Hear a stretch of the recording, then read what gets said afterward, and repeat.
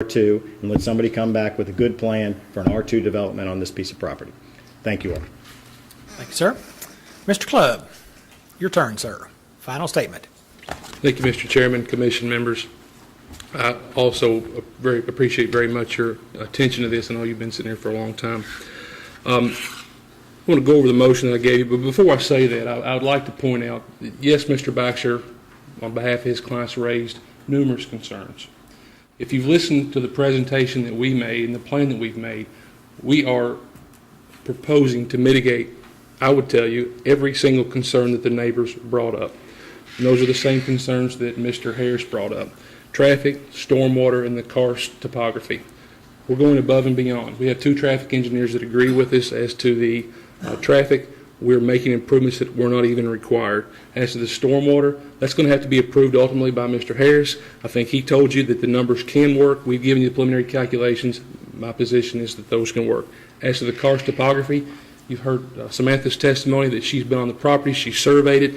She says that she needs to be there when the excavation is taking place, and she can make sure that any deficiencies can be mitigated and shored up. My client is agreeing to make that a binding element that she be on site during all excavations, so we make sure those issues are addressed. I would propose to you, in the proposed motion that I have given you, I would ask that that may be used as grounds to support this application, that there be a recommendation to approve this zone change from C4, R2, and CO1 to R4 zoning based upon the following findings of fact.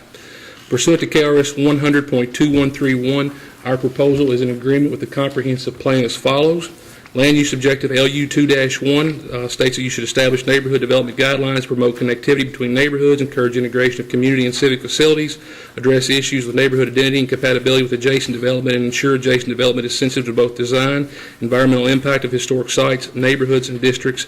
Housing in Oldham County should include efforts to provide an appropriate mix of housing types and opportunities to meet the needs of all people. I believe we have met that. The proposed development will serve that goal and objective by providing multifamily residential housing in an area which is currently underserved. The proposed development, albeit multifamily residential development, will be compatible with surrounding development as the applicant desires to construct upscale luxury apartment buildings and a planned development with sufficient community facilities to accommodate the new residents in the area. The development will also provide a buffer to the commercial zoning which currently exists not only on this property but the property as it extends south to I-71. Additionally, Table 2.5 of the Comprehensive Plan indicates that in 2010, only 2.3% of all housing in this county was multifamily housing over 10 units. Again, we would be serving that need. Additionally, this Crestwood, and specifically Exit 14, will continue to experience continued growth due to its close proximity to the Louisville metro area. And there is land across Highway 329 that's zoned currently I-2, as well as C4 and multifamily residential, and again, we feel that we are compatible with the surrounding land uses.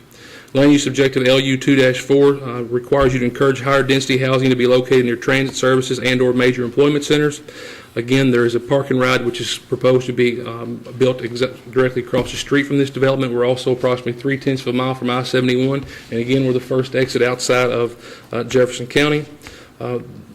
Transportation objective T11 requires us to, as well as T16 requires us to get a traffic study, do an analysis, and make any improvements that are recommended. Again, we have done that.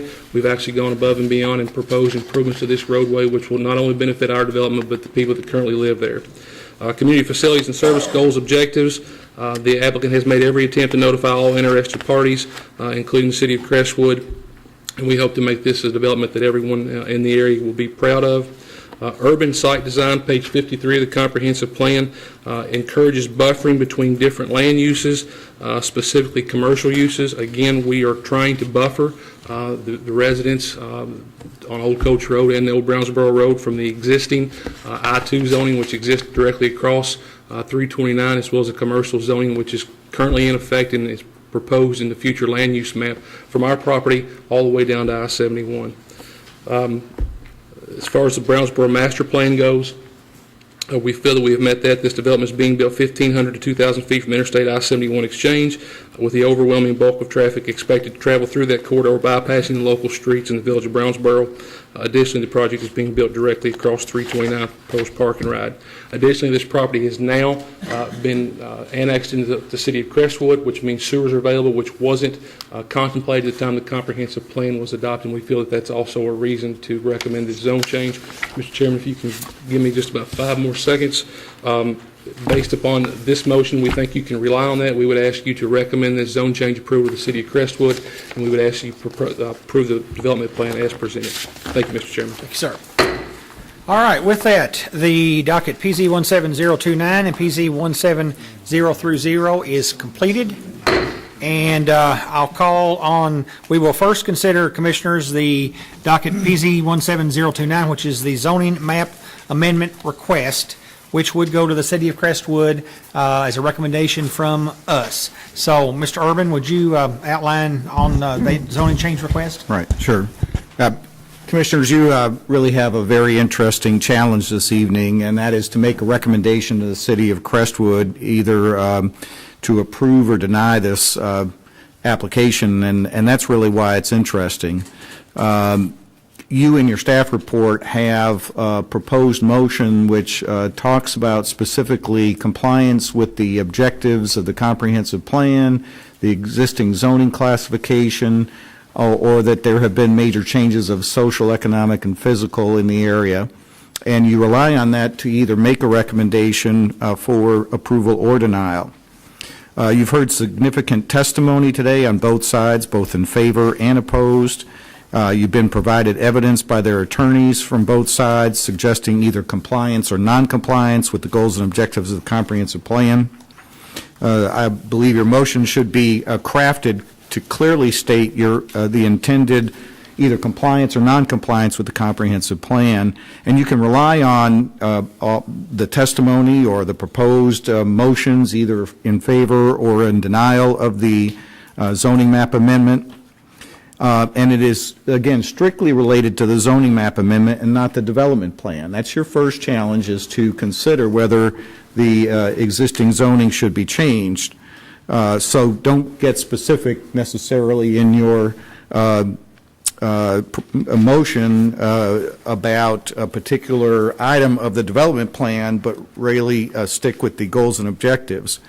Now, the interesting thing in this case is that there are capacity standards that are adopted in the zoning ordinance, and specifically you've heard related to the school capacity, and Mr. Williams said that he is, the Board of Education is an advisory to the Planning Commission, and in particular, though, we typically put binding elements related to phasing in the development plan portion of our decision, not in the zoning map amendment. So normally, we don't have binding elements on a zoning map amendment unless we're trying to exclude a particular use. But you're really going to stick with, again, the compliance with the comprehensive plan.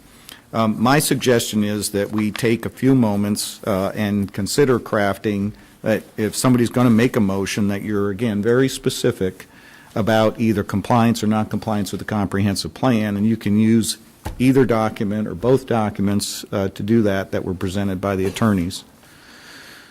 Okay. That's my advice. Mr. Carter, anything you need to add, sir? No. All right. Chair would now at this point entertain a motion on the docket PZ 17029, which is the request for a zoning map amendment on 11 acres from R4, from CO1 and R2, C4, CO1 to R4 residential district. And this would be a recommendation from the commission. It would go to the Crestwood City Council for their consideration. So we'll handle that first, and then depending on what happens with the zoning change, then we'll either, then we'll move on to the next docketed item, which is the development plan. And Mr. Chairman, what I'd suggest is that we, to take a moment. We've heard a lot of testimony. Everybody's been listening. I'm not sure that we have, again, a motion that would be crafted to either state approval or denial with the comprehensive plan objectives. So it may be the desire of the Planning Commission even take an in-place 5-minute recess just to be able to craft that motion. Okay. All right. It is important that we again rely on either compliance or noncompliance with the comprehensive plan. Okay.